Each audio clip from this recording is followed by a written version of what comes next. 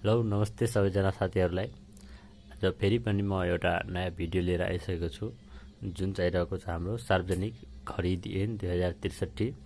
Video सुरु गर्नुभन्दा पहिले तपाईहरू यदि च्यानलमा नयाँ हुनुहुन्छ भने कृपया च्यानललाई सब्स्क्राइब गरेर छेउमा रहेको बेल आइकनलाई प्रेस गरेर अल नोटिफिकेसन अन गरिदिनु होला, यस्तै नयाँ भिडियोहरूको अपडेट नोटिफिकेसन पाउनको लागि।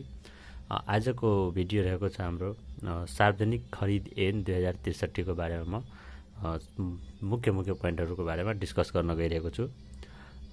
यसमा चाहिँ सबभन्दा पहिले हाम्रो सेक्सन 8 मा रहेको छ खरिद विधि छनौट गर्नुपर्ने। खरिद विधि छनौट गर्नुपर्नेमा सार्वजनिक निकायले खरिद गर्दा तोकिए बमोजिमको अवस्था र खरिद मूल्यको आधारमा देखाएका कुनै एक विधि अपनाई खरिद गर्नुपर्ने छ।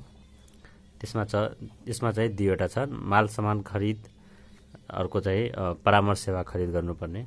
अनि क नम्बरमा आएको छ यहाँ माल सामान निर्माण कार्य वा अन्य सेवा खरिद गर्नुपर्ने।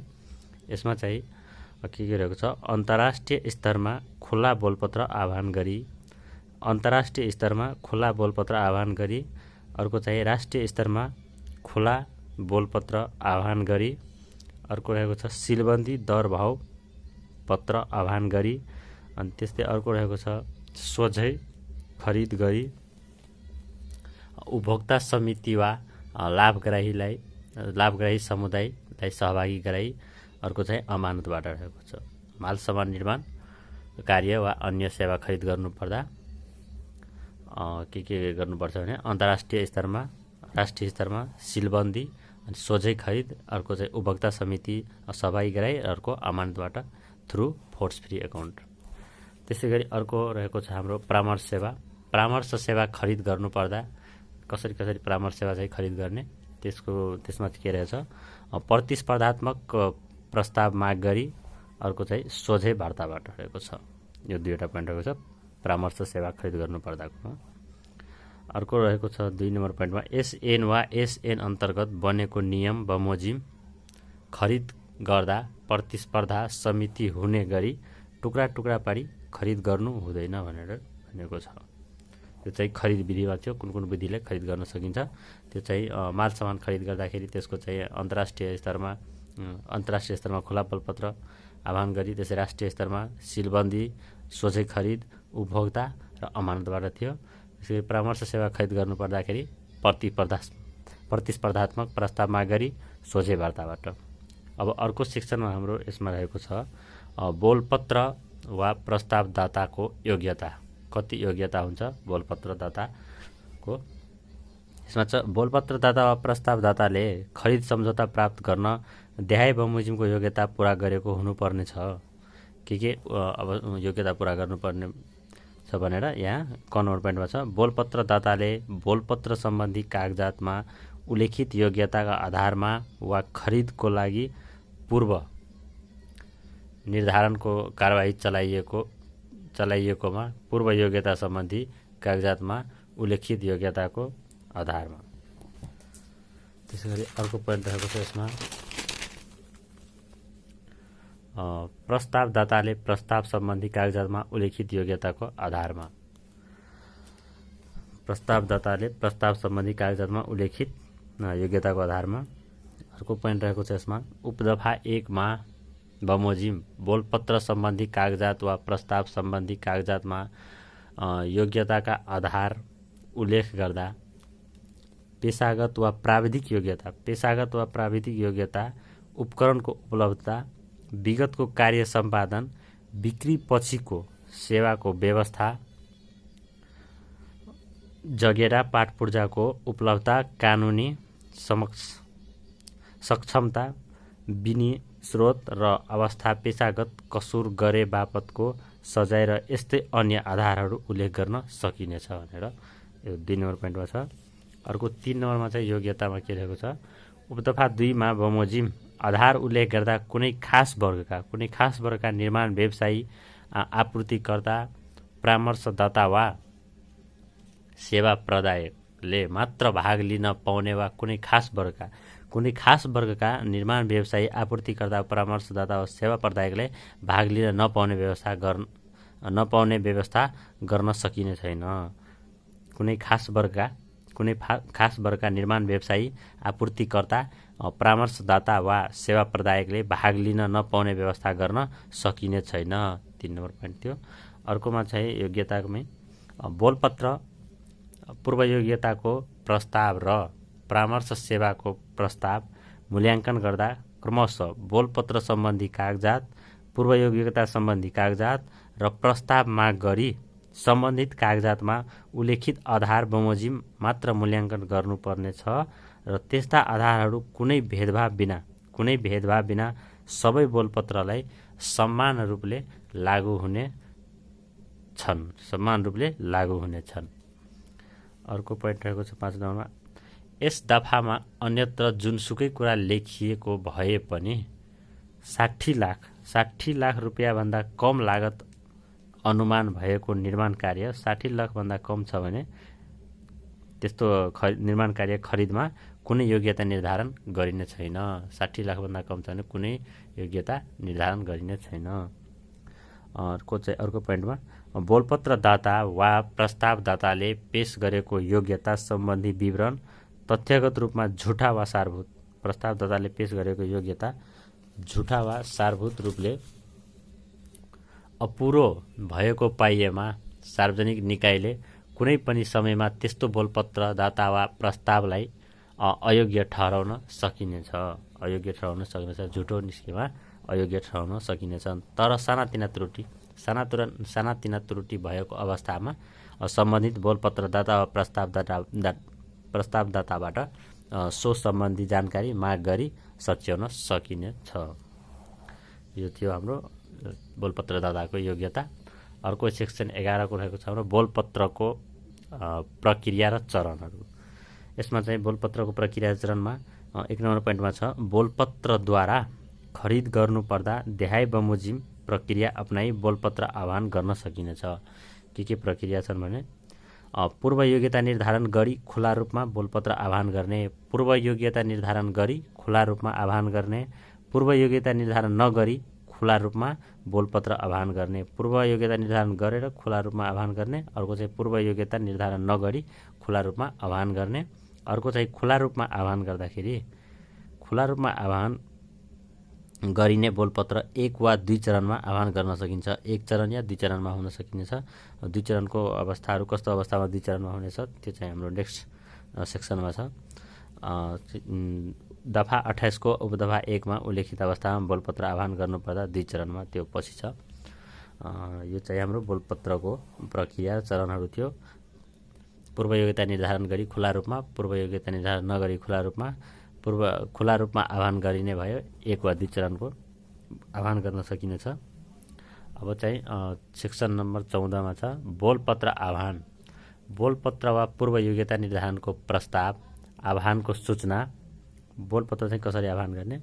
राष्ट्रिय स्तरको दैनिक समाचारमा प्रकाशन गर्नुपर्ने छ र अन्तर्राष्ट्रिय स्तरको बोलपत्रको हकमा राष्ट्रिय स्तरको दैनिक पत्रिकामा प्रकाशन गर्ने, तर अन्तर्राष्ट्रिय स्तरको बोलपत्रको हकमा अन्तर्राष्ट्रिय सञ्चार माध्यममा समेत प्रकाशन गर्न सकिनेछ।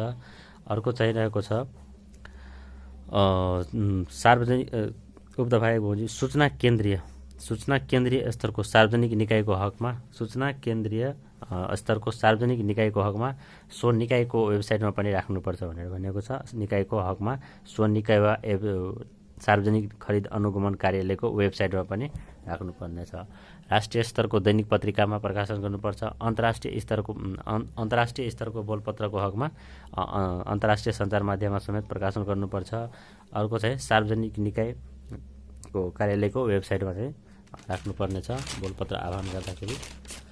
अर्को पोइन्टमा रहेको छ जिल्ला स्तरीय सार्वजनिक निकायको हकमा त्यस्तो सूचना वा निकाय वा सार्वजनिक खरिद अनुगमन कार्यालयको वेबसाइटमा राख्न सकिन्छ, वेबसाइटमा राख्ने।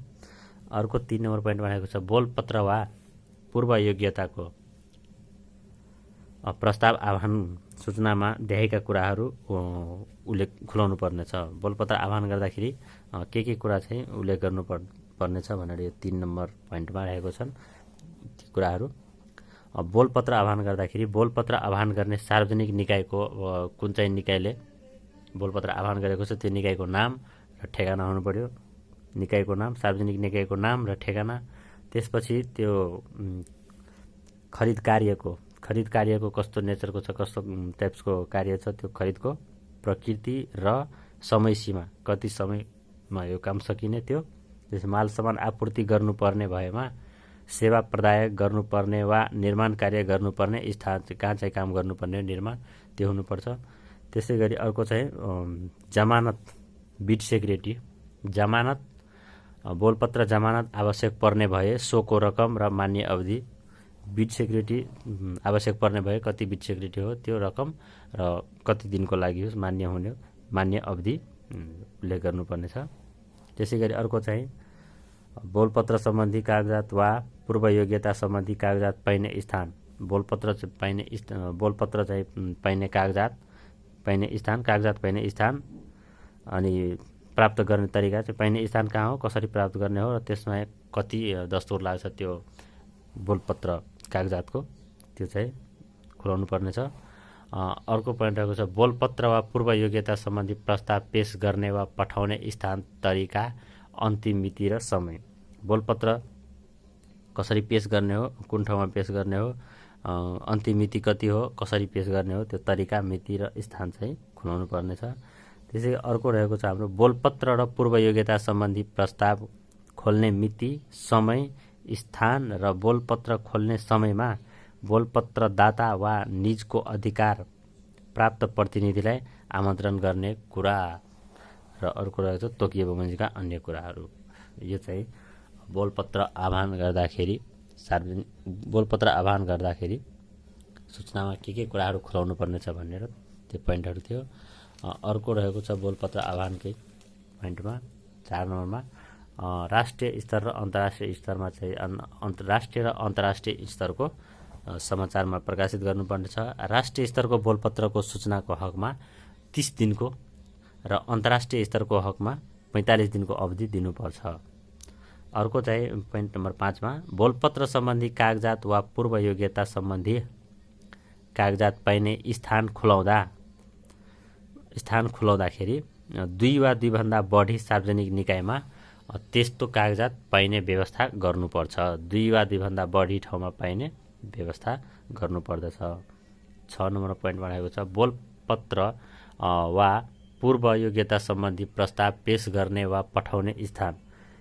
पाइने स्थान चाहिँ 2 वा 2 भन्दा बढीमा हुनुपर्छ, तर पठाउने वा स्थान खुलाउँदा एउटै सार्वजनिक निकायमा मात्र पेश गर्ने वा पठाउने व्यवस्था गर्नुपर्छ। अर्को 7 नम्बर पोइन्टमा छ बोलपत्र वा पूर्व योग्यता सम्बन्धी प्रस्ताव पेश गर्न वा पठाउनका लागि कुनै सार्वजनिक निकाय बोलपत्रदाता वा प्रस्तावदाताले सुरक्षा माग गरेमा बोलपत्र वा पूर्व योग्यता सम्बन्धी प्रस्ताव पेश गर्ने बेलामा कुनै सार्वजनिक निकाय वा बोलपत्रदाता वा प्रस्तावदाताले सुरक्षा माग गरेमा सम्बन्धित जिल्ला प्रशासनले अनिवार्य रूपमा सुरक्षाको व्यवस्था तुरुन्त मिलाइदिनु पर्नेछ। अर्को पोइन्ट रहेको छ सार्वजनिक निकायले अन्तर्राष्ट्रिय स्तरको बोलपत्र मार्फत गर्ने खरिदमा नेपाली उद्यमी तथा व्यवसायीलाई तोकिए बमोजिम, घरेलु प्राथमिकता, डोमेस्टिक प्रेफरेन्स दिन सक्नेछ र त्यसरी घरेलु प्राथमिकता दिने भएमा सो कुरा बोलपत्र आह्वानको सूचना र बोलपत्र सम्बन्धी कागजातमा उल्लेख गर्नुपर्नेछ। 8 नम्बर पोइन्टमा थियो।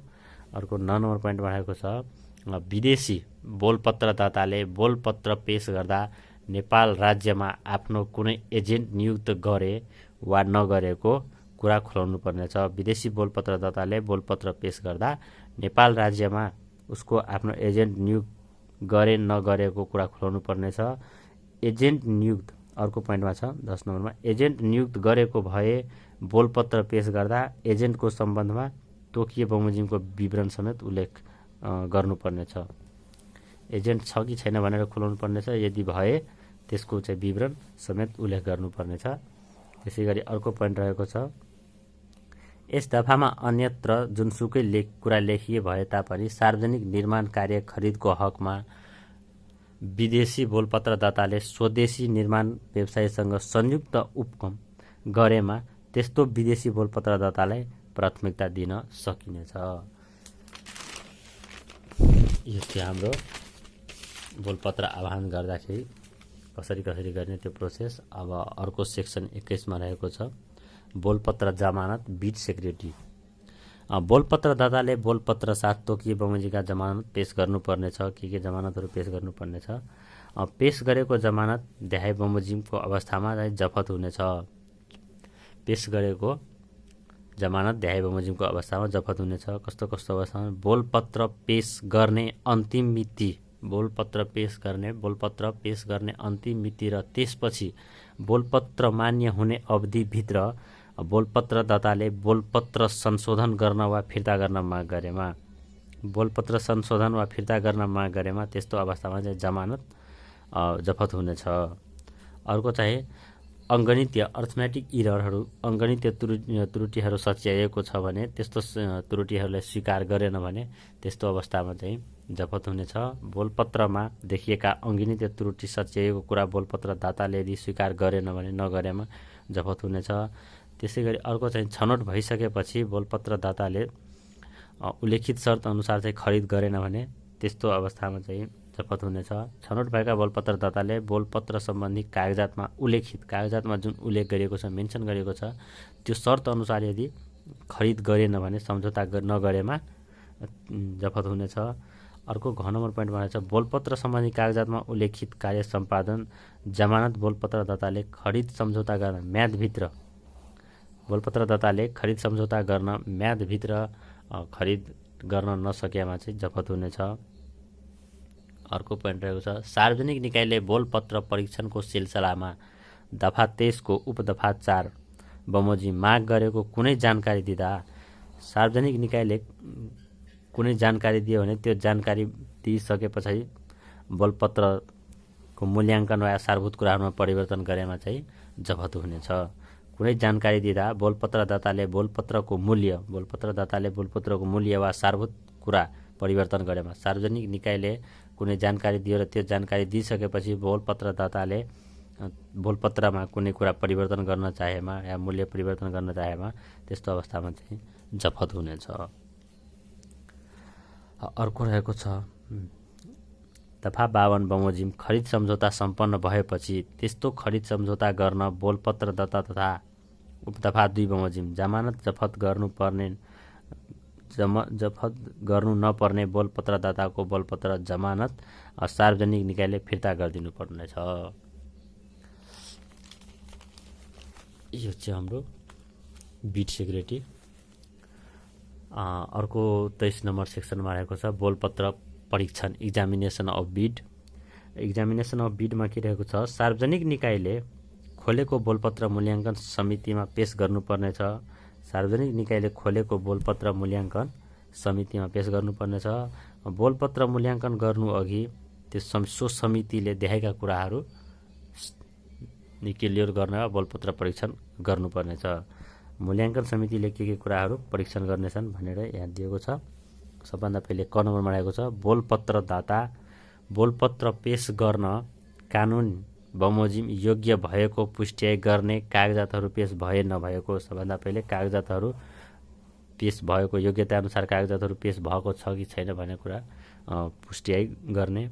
त्यसपछि अर्को रहेको छ बोलपत्र सम्बन्धी कागजातमा बोलपत्रदाताले दिएको निर्देशन अनुसार बोलपत्र पूर्ण भए वा नभएको र बोलपत्र वा निजको अधिकार प्राप्त प्रतिनिधिको सही छाप भएको वा नभएको, अधिकार प्राप्ति सही छाप भएको नभएको कुराहरू एक्जामिनेसन गर्छन्। त्यसै गरी अर्को पोइन्टमा चाहिँ ग नम्बरमा रहेको छ बोलपत्र साथ जमानत पेश गर्नुपर्ने भए बोलपत्र सम्बन्धी कागजातमा उल्लेख भए बमोजिमको किसिम अवधि र रकमको जमानत संलग्न भए नभएको कुराहरू। यदि बिड सेक्युरिटी जमानतको रकम उल्लेख गरेको भए उल्लेखित अनुसार त्यही किसिमको र त्यो अवधिको रकम संलग्न भएको नभएको कुराहरू एक्जामिनेसन गर्छ। त्यसै गरी अर्को रहेको छ बोलपत्र सम्बन्धी कागजातमा उल्लेखित प्राविधिक स्पेसिफिकेसन टेक्निकल स्पेसिफिकेसन र सोही कागजातमा संलग्न खरिद सम्झौताका शर्त अनुरूप बोलपत्र सारभूत रूपमा प्रभावग्राही भए नभएको कुराहरू चाहिँ इक्जामिनेसन गर्छ। त्यसै गरी यसमा चाहिँ 3 नम्बर पोइन्टमा रहेको छ उपदफा 2 खण्ड ख बमोजिम परीक्षण गर्दा देखाएका कुराहरू परीक्षण गर्नुपर्नेछ।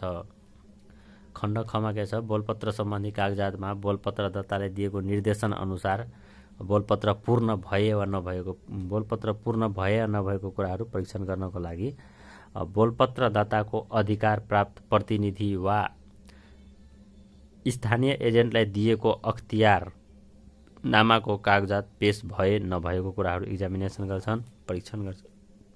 त्यसै गरी अर्को ख नम्बरमा रहेको छ संयुक्त उपक्रम सम्बन्धी सम्झौता आवश्यक भए सो पेश भए वा नभएको कुराहरू। अर्को ग नम्बर पोइन्टमा बोलपत्रदाताको र निजले उल्लेख गरेको माल सामानको ग्राह्य इलिजिबिलिटी प्रमाणित गर्ने कागजात पेश भए वा नभएको कुराहरू परीक्षण गर्छ। त्यसै गरी अर्को पोइन्ट रहेको छ बोलपत्रदाताको योग्यता सम्बन्धी आवश्यक कागजात पेश भए नभएको कुरा। बोलपत्र सम्बन्धी कागजात बमोजिम दर विश्लेषण पेश गर्नुपर्ने भए त्यस्तो दर विश्लेषण पेश भए नभएको तोकिए बमोजिमका अन्य कुराहरू रहेको छ। त्यसै गरी पोइन्ट नम्बर 4 मा रहेको छ सार्वजनिक निकायले बोलपत्रको परीक्षण गर्न सिलसिलामा बोलपत्रदातासँग आवश्यक जानकारी माग गर्न सक्नेछन्। सार्वजनिक निकायले बोलपत्रको परीक्षण गर्ने सिलसिलामा इक्जामिनेसन गर्ने सिलसिलामा बोलपत्रदातासँग आवश्यक जानकारी माग गर्न सक्नेछन्। 5 नम्बर पोइन्टमा रहेको छ सार्वजनिक निकायले मागेका जानकारी बोलपत्रदाताले दिनुपर्नेछ। सार्वजनिक निकायले मागेको जानकारी बोलपत्रदाताले जानकारी दिनुपर्नेछ। त्यसरी जानकारी दिँदा बोलपत्रको मूल्य वा अन्य सारभूत कुराहरू परिवर्तन गर्न सकिने छैन। अर्को 6 नम्बर पोइन्टमा छ पूर्व योग्यता निर्धारण भई आह्वान भएको बोलपत्र परीक्षण गर्दा बोलपत्रदाताको योग्यता पूर्व योग्यता अनुरूपको छ वा छैन सो परीक्षण गर्नुपर्ने छ। त्यसै गरी अर्को 7 नम्बर पोइन्टमा योग्यता परीक्षण गर्दा पूर्व योग्यता अनुरूपको योग्यता सारभूत रूपमा घटी भएको पाइएमा त्यस्तो बोलपत्रदाताको बोलपत्र रद्द गर्नुपर्नेछ। अर्को 8 नम्बरको रहेको छ बोलपत्र परीक्षण गर्दा बोलपत्रमा कुनै अङ्गणितीय त्रुटि पाइएमा सार्वजनिक निकायले त्यस्तो त्रुटि सच्याउन सक्नेछन् र त्यसरी त्रुटि सच्याउँदा इकाइ दर र कुल रकममा भिन्नता भएमा इकाइ दर मान्य हुनेछ। अर्थमेटिक इरर छ भने त्यो इरर सच्याउने छन् र त्यसमा सच्याउँदाखेरि केही फरक आएमा युनिट रेट के छ इकाइ दर त्यो चाहिँ मान्य हुन्छ। बोलपत्रदाताले बोलपत्रमा उल्लेख गरेको रकम अङ्क र अक्षर फरक परेमा अङ्क र अक्षरमा लेखिएको हुन्छ, अङ्क र अक्षरमा फरक परेमा अक्षरमा लेखिएको रकम मान्य हुनेछ। त्रुटि सच्याइएमा त्यसरी त्रुटि सच्याइएको जानकारी सम्बन्धित बोलपत्रदाताले दिनुपर्नेछ। यो थियो हाम्रो इक्जामिनेसन अफ बिड। त्यसै गरी अर्को सेक्सन 24 मा रहेको छ बोलपत्र उपर कारबाही नहुने। देखाएका रीत नपुगेका बोलपत्र उपर कारबाही गरिने छैन। कस्तो अवस्थामा कारबाही हुने छैन। सिलबन्दी भई नआएकोमा कारबाही हुने छैन। त्यस्तै म्यादभित्र पेश हुन नआएमा, त्यस्तै फिर्ता लिएको बोलपत्र, अर्को आपसमा मिलोपत्तो गरी दाखिला भएको बोलपत्र र रद्द भएको बोलपत्रले चाहिँ कारबाही गराइने छैन। सिलबन्दी भई नआएको, म्यादभित्र पेश हुन नआएको, फिर्ता लिएको, आपसमा मिलोमतो गरी दाखिला भएको बोलपत्र र रद्द भएको बोलपत्रको कारबाही हुने छैन। अर्को रहेको छ बोलपत्र मूल्याङ्कन इभ्यालुएसन अफ बिड्स। कारबाही नहुने भनी छुट्याएको बोलपत्र बाहेक दाखिला भएका अन्य बोलपत्र मूल्याङ्कनको लागि समावेश गर्नुपर्नेछ। कारबाही नहुने छुट्याएको बाहेक अन्य बोलपत्रको मूल्याङ्कनका लागि समावेश गर्नुपर्नेछ। बोलपत्र अस्वीकार गर्नु नपर्ने गरी प्राविधिक स्पेसिफिकेसन, विवरण, विशेषता आदि जस्ता कुराहरूमा सानातिना फरक पाइएमा सम्भव भएसम्म सोको मूल्य निकाली त्यस्तो मूल्य समेत बोलपत्र मूल्याङ्कन गर्दा समावेश गर्नुपर्नेछ। सानातिनो त्रुटि छ भने सच्याएर समावेश गर्नेछ। अर्को चाहिँ बोलपत्रदाताको बोल अङ्कको 15% भन्दा बढी भएमा त्यस्तो बोलपत्र सारभूत रूपमा अप्रभावग्राही भएको मानिनेछ र त्यस्तो बोलपत्रलाई मूल्याङ्कनमा समावेश गरिने छैन। 15% भन्दा यदि बढी बोलपत्रमा हालेको छ भने, बोल अङ्कको 15% बढी हालेको छ भने त्यस्तोलाई चाहिँ मूल्याङ्कन गरिने छैन, मूल्याङ्कनमा चाहिँ समावेश इन्क्लुड गरिने छैन। पूर्वयोग्यता भएका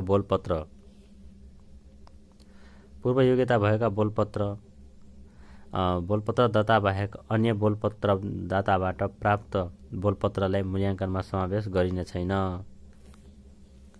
अर्को पोइन्ट भनेको छन् प्रत्येक बोलपत्रको मूल्याङ्कित रकम आफै बोलपत्रको मूल्याङ्कित रकमसँग तुलना गरी न्यूनतम बोल अङ्क कबुल गर्ने बोलपत्र निर्धारण गर्नुपर्नेछ। सबै बोलपत्रहरूलाई कम्पेयर गरेर जुनमा चाहिँ न्यूनतम हुन्छन् त्यो चाहिँ निर्धारण गरिनेछ। अर्को न्यूनतम अङ्क कबुल गर्ने बोलपत्रदाताको योग्यता बोलपत्र सम्बन्धी कागजातमा योग्यता मूल्याङ्कन आधार अनुरूप भएको वा नभएको जाँच गर्नुपर्नेछ। न्यूनतम अङ्क भएको बोलपत्रदाताको चाहिँ पूर्वयोग्यता मूल्याङ्कन आधार अनुरूप भएको नभएको जाँच गर्नुपर्नेछ। त्यसै गरी 7 नम्बर पोइन्ट भनेको छ न्यूनतम अङ्क कबुल गर्ने बोलपत्रको कागजातको तोकीय आधार अनुरूप नभएमा त्यस्तो न्यूनतम बोल अङ्क कबुल गर्ने बोलपत्रको जाँच गर्नु हुँदैन। न्यूनतम कबुल गर्ने बोलपत्रदाताको आधार अनुरूपको पूर्वयोग्यता छैन भने त्यस्तो चाहिँ जाँच गरिने छैन। अर्को पोइन्ट 8 नम्बरको रहेको छ मूल्याङ्कन समितिले न्यूनतम मूल्याङ्कित सारभूत रूपमा प्रभावग्राही बोलपत्रको मूल्याङ्कन आधार र तरिका समेत खुल्ने गरी मूल्याङ्कन प्रतिवेदन तयार गरी सार्वजनिक निकाय समक्ष पेश गर्नुपर्नेछ। अब अर्को रहेको छ हाम्रो सेक्सन नम्बर 26मा बोलपत्र अस्वीकृत गर्ने वा खरिद कारबाही रद्द गर्ने। यसमा रहेको छ सार्वजनिक निकायले देखाएका अवस्थामा सम्पूर्ण बोलपत्र अस्वीकृत गर्न वा खरिद कारबाही रद्द गर्न सकिनेछ। के अवस्थामा सारभूत रूपमा प्रभावग्राही नभएमा, प्रभावग्राही यदि छैन भने त्यस्तो अवस्थामा अस्वीकार गरिनेछ। न्यूनतम मूल्याङ्कित सारभूत रूपमा प्रभावग्राही बोलपत्रको बोल अङ्क लागत अनुमानभन्दा सारभूत रूपमा बढी भएमा, बोलपत्रको बोल अङ्क लागत अनुमानभन्दा बढी भएमा अस्वीकार गरिनेछ। अर्को ग नम्बर पोइन्टमा छ माग गरिएको माल सामान निर्माण कार्य परामर्श सेवा वा अन्य सेवा अनावश्यक भएमा, आवश्यक अनुसार माल सामान चाहिँ छैन भने त्यस्तो रूपमा चाहिँ अस्वीकृत गरिनेछ। 2 नम्बर पोइन्टमा छ अस्वीकृत गरिएको बोलपत्र पुनः आह्वान गर्न सकिने छैन। अस्वीकृत गरिएको बोलपत्र पुनः आह्वान गर्न सकिने छैन। अस्वीकृत भएको बोलपत्र वा खरिद कारबाही रद्द भएको कारण सहितको सूचना सबै बोलपत्रदातालाई दिनुपर्नेछ। के कारणले अस्वीकृत भयो त्यसको जानकारी सार्वजनिक निकायले सबै बोलपत्रदातालाई दिनुपर्नेछ। अर्को रहेको छ सूचना दिएको 30 दिनभित्र बोलपत्रदाताको बोलपत्र अस्वीकार गरेको कुरा सबै बोलपत्रदाताले जानकारी दिन्छ र त्यो जानकारी दिएको 30 दिनभित्र कुनै बोलपत्रदाता वा खरिद कारबाही रद्द भएको जानकारी माग गरेमा निजलाई सार्वजनिक निकायले त्यस्तो जानकारी दिनुपर्नेछ। 30 दिनभित्र यदि माग गरेमा त्यसको जानकारी दिनुपर्नेछ। त्यसरी 5 नम्बर पोइन्ट भनेको छ सबै बोलपत्र अस्वीकृत भई वा रद्द हुनको कारण समीक्षा गरी आवश्यक अनुसार बोलपत्र सम्बन्धी कागजात प्राविधिक स्पेसिफिकेसन लगायत अनुमान तथा खरिद सम्झौताका शर्तहरूमा हेरफेर समेत गर्नुपर्नेछ। अर्को रहेको छ 6 नम्बरमा कुनै बोलपत्रदाताले आपसमा मिलोमतो गरी बोलपत्र दाखिला गरेको प्रमाणित भएमा त्यस्तो बोलपत्रहरू रद्द हुनेछ। कुनै बोलपत्रदाताले आपसमा मिलोमतो गरी बोलपत्र दाखिला गरेको प्रमाणित भएमा त्यस्तो बोलपत्रहरू रद्द हुनेछ। अर्को रहेको छ बोलपत्र स्वीकृत र खरिद सम्झौता। अस्वीकृतको कन्डिसनहरू थियो। अब चाहिँ स्वीकृत चाहिँ कस्तो कस्तो अवस्थामा बोलपत्र स्वीकृत हुनेछ। सार्वजनिक निकायले न्यूनतम मूल्याङ्कित सारभूत रूपमा प्रभावग्राही बोलपत्र मात्र स्वीकृतिको लागि छनौट गर्नुपर्नेछ। छनौट भएका बोलपत्रदातालाई र अन्य बोलपत्रदातालाई 7 दिनभित्र छनौट भएका बोलपत्रदाताको नाम, ठेगाना र रकमको जानकारी दिनुपर्नेछ। छनौट भएका बोलपत्रदाताले 7 दिनभित्र नाम, ठेगाना र रकमको जानकारी दिनुपर्नेछ। अर्को रहेको छ हाम्रो 3 नम्बर पोइन्टमा, सूचना दिएको 7 दिनभित्र कुनै बोलपत्रदाताले निवेदन नगरेमा छनौट भएका बोलपत्रदाताको बोलपत्र स्वीकृत गरी निजलाई 15 दिनभित्र खरिद सम्झौता गर्नको लागि कार्य सम्पादन जमानत दाखिला गर्न सूचना दिनुपर्नेछ। 7 दिनभित्र निवेदन नगरेमा, सूचना दिएको 7 दिनभित्र कुनै बोलपत्रदाताले निवेदन नगरेमा छनौट भएका बोलपत्रदाताको स्वीकृत गरी निजलाई 15 दिन, 7 दिनमा यदि निवेदन दिएन भने 15 दिनसम्म कार्य सम्पादन दाखिला गर्न सूचना दिनुपर्ने छ। 3 नम्बरमा अर्को 4 नम्बर पोइन्ट रहेको छ, 15 दिनभित्र पनि बोलपत्रदाताले कार्य सम्पादन जमानत दाखिला गरी खरिद सम्झौता गर्नुपर्नेछ। 15 दिनभित्र चाहिँ 7 दिनमा यदि निवेदन नगरेमा 15 दिनसम्मको टाइम दिनेछ। 15 दिनभित्र चाहिँ बोलपत्रदाताले कार्य सम्पादन जमानत दाखिला गरी खरिद सम्झौता गर्नुपर्नेछ। 5 नम्बर पोइन्टमा रहेको छ, तोकिएको अवधिभित्र कार्य सम्पादन जमानत दाखिला नगरेमा, तोकिएको समय अवधिभित्र गरिएन भने बोलपत्रको जमानत रकम जफत गरी अर्को न्यूनतम गर्न सकेन, तोकिएको समयभित्र यदि गर्न सकेन भने बोलपत्रको जमानत बिट सेक्युरिटी रकम जफत गरी अर्को न्यूनतम मूल्याङ्कित सारभूत प्रभावग्राही बोलपत्रदाताको बोलपत्र स्वीकार गरी खरिद सम्झौता गराउनुपर्नेछ। अर्को छ, अवधिभित्र कार्य सम्पादन जमानत दाखिला नगरेमा आफै न्यूनतम मूल्याङ्कित सारभूत प्रभावग्राही सूचना दिनुपर्नेछ। फेरि अर्को 7 नम्बरमा छ, सूचना दिएको 30 दिनभित्र कुनै बोलपत्रदाताले आफ्नो बोलपत्र अस्वीकृत भएको कारण जानकारी माग गर्दा निजलाई सम्बन्धित निकायले त्यस्तो जानकारी दिनुपर्नेछ। अर्को सेक्सन 28 मा रहेको छ, 2 चरणको बोलपत्र। कस्तो कस्तो अवस्थामा चाहिँ 2 चरणको बोलपत्र हुनेछ? देहायको अवस्थामा 2 चरणमा बोलपत्र आह्वान गर्न सकिन्छ। खरिद गर्ने माल, सामान वा निर्माण कार्य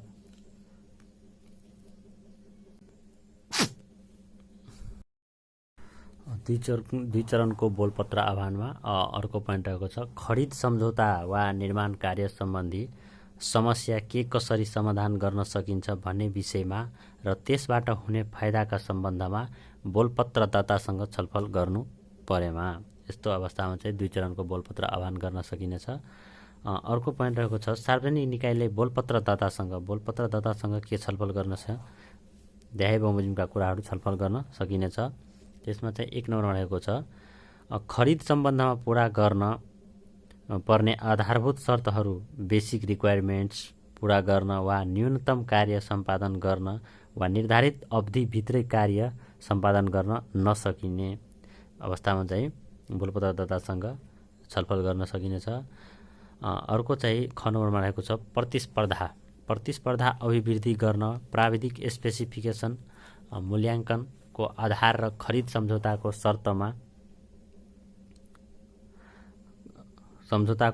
शर्तमा हेरफेर वा सुधार गर्ने। यस्तो अवस्थामा चाहिँ सार्वजनिक निकायले बोलपत्रदातासँग छलफल गरिनेछ। अर्को 9 नम्बर पोइन्टमा रहेको छ, सार्वजनिक बोलपत्रदाताबाट पेश भएका विभिन्न विकल्पहरूको उपयुक्त निर्धारण गर्न मूल्याङ्कन पद्धति निर्धारण गर्ने। 3 नम्बर पोइन्टमा रहेको छ, उपदफा 2 बमोजिमको कार्य सम्पादन भएपछि सार्वजनिक निकायले दोस्रो चरणमा बोलपत्र आह्वान गर्नुपर्नेछ। अर्को रहेको छ हाम्रो सेक्सनमा, परामर्श सेवा खरिद गर्न सकिने, कन्सल्टेन्ट प्रोक्युर्ड। कस्तो अवस्थामा चाहिँ परामर्श सेवा कन्सल्टेन्ट प्रोक्युरमेन्ट गर्न सकिन्छ? त्यो चाहिँ सार्वजनिक निकायले देहायका अवस्थामा कुनै व्यक्ति, फर्म, संस्था वा कम्पनीबाट परामर्श सेवा खरिद गर्न सकिन्छ। के अवस्थामा? क नम्बर रहेको छ सार्वजनिक निकायमा उपलब्ध जनशक्तिबाट। सार्वजनिक निकायमा उपलब्ध जनशक्तिले यदि कुनै काम गर्न सकेन भने त्यस्तो अवस्थामा कन्सल्टेन्सी प्रोक्योर गरिन्छ। अर्को रहेको छ दात्री पक्षको डोनर पार्टी।